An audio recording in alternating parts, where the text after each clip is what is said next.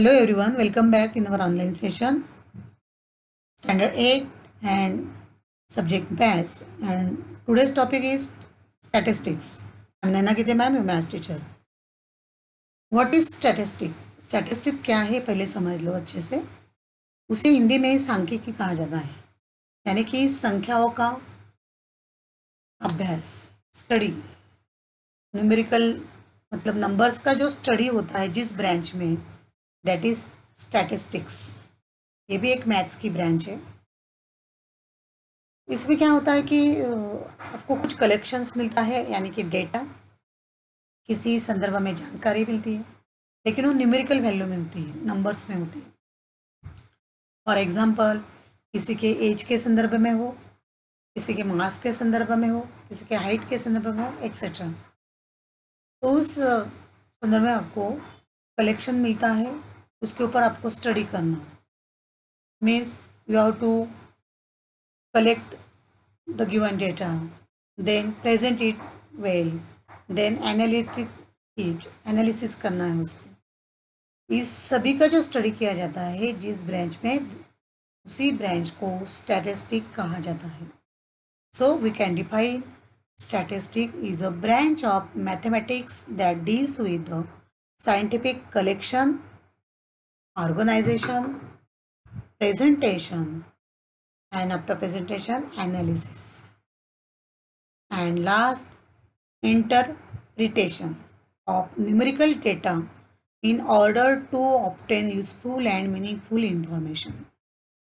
मतलब जो भी डेटा हमारे पास कलेक्ट होता है, हमें प्राप्त होता है, उसका कलेक्शन करना, उसको ऑर्गेनाइज करना, प्रेजेंट करना अच्छे से, उसके ऊपर एनालिसिस करना, मतलब निष्कर्ष निकालना. ओके. और उसका कुछ यूजफुल मीनिंगफुल इंफॉर्मेशन बाहर निकालना. That study is called as a statistics. समझ में आया स्टैटिस्टिक क्या होता है? तो ये स्टैटिस्टिक न्यूमेरिकल वैल्यू में प्रेजेंट किया जाता है. फॉर एग्जांपल देखो, कलेक्शन ऑफ डेटा. अगर आपके पास कुछ डेटा है, suppose this is a population of Philippines country, तो इसमें ये न्यूमेरिकल वैल्यू दिख रही है आपको. ओके. इसमें एक टेबल दिख रहा है आपको. इस टेबल में मैंने दो ब्लॉक किए हैं. इसमें ईयर मैंने लिखा है यहाँ पे पॉपुलेशन 2006 से स्टार्ट करके 2014 को एंड किया है. 2006 में 85.26 मिलियन थी. 2007 में वो बढ़ गई है, it increases 86.97 means 1 point something million में वो इंक्रीज हुई है. 2008 में वापस इंक्रीज हुई है, 88 हो गई है. 2000 में 90 पॉइंट समथिंग. इस तरह से 2014 में 98.80 मिलियन हुई है. तो इस डेटा का जो प्रेजेंट किया है इस टेबल में, तो हमें समझ में आया कि कैसे इंक्रीज हो रहे हैं, कितने मिलियन से इंक्रीज हो रहे हैं. इसका एनालिसिस करना हमें सिंपल गया. ओके. तो this data we can represent using graph और एनी पाई डायग्राम और ड्राइंग. पिक्चर से जो प्रेजेंट किया जाता है. फॉर एग्जाम्पल यही, इसको अगर हमें प्रेजेंट करना है तो हम ग्राफ में कैसे करेंगे? तो बार डायग्राम से आपको इस तरह से प्रेजेंट दिख रहा है आपको, राइट. 2006 का ग्राफ है जो सबसे कम है. इस तरह से ग्राफ बढ़ता गया है, ये यहाँ पे, फिर वापस इसके ऊपर ऊपर ऊपर. बार डायग्राम आपको दिख रहा है ना, ये बार, इस तरह से बार इंक्रीज होता दिख रहा है आपको. तो इस प्रेजेंटेशन से, जो पिक्चर से ग्राफ से प्रेजेंट किया गया है, इससे भी आप एनालिसिस कर सकते हैं कि कैसे इंक्रीज हो रही है पॉपुलेशन. इस तरह से स्टैटिस्टिक्स में न्यूमेरिकल वैल्यू प्रेजेंट की जाती है. आप क्रिकेट देखते हैं सभी बच्चे. क्रिकेट में जब क्रिकेट्स खेलते हैं तो बीच बीच में इस तरह से प्रेजेंटेशन दिखाया जाता है.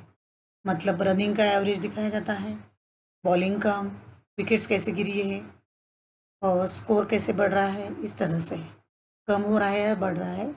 ये वेल प्लान ग्राफ से हमें वहाँ पे टीवी के स्क्रीन में दिखाया जाता है. उससे भी हमें इंफॉर्मेशन मिलती है, वेल इंफॉर्मेशन होती है. ओके. तो अभी मैंने एवरेज शब्दों को यूज़ किया है. तो एवरेज क्या है पता है आपको?